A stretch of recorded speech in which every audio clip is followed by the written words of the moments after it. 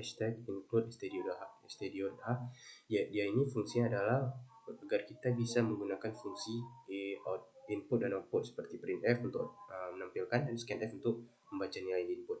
Di sini ada 3 variabel ini A, B, dan C, masing-masing mewakili setiap panjang sisi segitiga yang mana bertipekan float. Oke.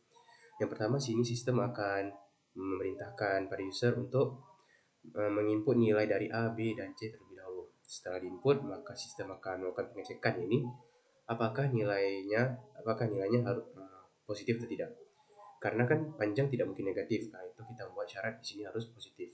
Nah, jika dia tidak positif, maka dia akan langsung ke statement akhir ini. Ini segitiga dapat dibentuk. Nah, jika positif, jika memenuhi syarat ini, maka akan lanjut ke statement berikutnya ini. Apakah jumlah dari dua sisi segitiga tersebut lebih besar dari sisi yang ketiganya. Nah, jika tidak memenuhi, maka dia akan ke statement else yang ini. Ya, ini segitiga tidak dapat dibentuk juga pastinya. Nah, jika memenuhi, maka dia akan lanjut ke statement berikutnya ini. Apakah ketiga-tiga sisi tersebut bernilai sama atau tidak. Nah, di sini saya tidak buat lagi A sama dengan apakah sama dengan C, karena kan A sama B sama C, ya otomatis A juga sama C. Jadi tidak perlu lagi A sama C kita buat. Jadi jika memenuhi, maka otomatis segitiganya adalah segitiga sama sisi. Nah, jika tidak memenuhi yang statement pertama, maka akan lanjut ke statement kedua, yaitu apakah dua sisi segitiga tersebut ada yang sama atau tidak. Jika ada yang sama, maka otomatis ia adalah segitiga sama kaki. Nah, jika tidak memenuhi kedua-duanya, otomatis A, B, dan C-nya bernilai berbeda semua. Otomatis dia adalah segitiga sembarang gitu.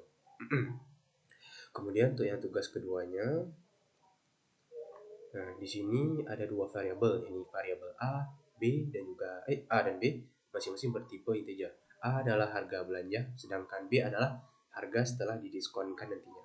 Oke, pertama sistem akan memerintahkan pada user untuk memasukkan terlebih dahulu harga belanjanya, kemudian ditampilkan kembali harga belanjanya, ini sebagai harga sebelum didiskonkan.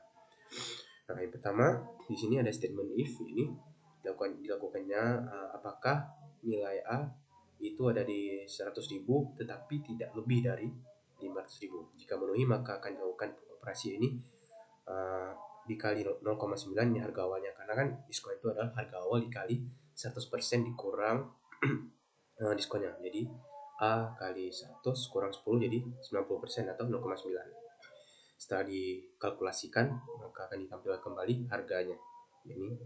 Ini miliknya si B.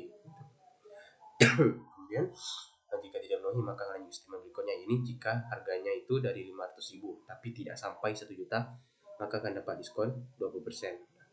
Setelah dikalkulasi, maka nilainya akan diberikan kepada B dan akan ditampilkan kembali nilai si B, jadi sebagai harga setelah didiskonkan. Jika tidak memenuhi juga, maka lanjut ke statement berikutnya ini. Jika harganya itu 1 juta tetapi tidak lebih dari 2 juta, maka dia mendapatkan diskon 25%.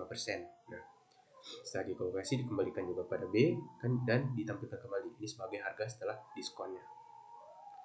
Kemudian jika tidak memenuhi juga, maka dicek apakah harganya itu ada dari 2 juta sampai seterusnya. Jika iya, maka dia akan mendapatkan diskon 25% dan juga potongan harga sebesar 100.000. Nah, setelah dikalkulasikan, maka ditampilkan kembali nilai si B tadi.